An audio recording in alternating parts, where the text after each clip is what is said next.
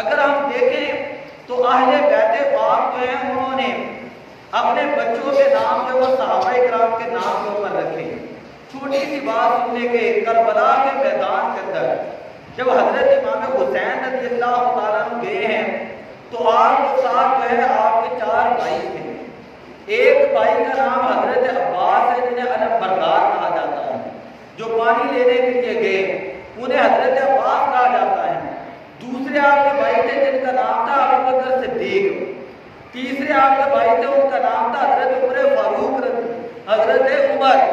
اور چوتھے جو آپ کے بھائی تھے ان کا نام تھا عثمان. ان کا نام تھا عثمان. ایک ابو بکر ساتھ تھے, ایک عمر ساتھ تھے, ایک عثمان ساتھ تھے اور ایک عباس جو ہے وہ ساتھ تھے.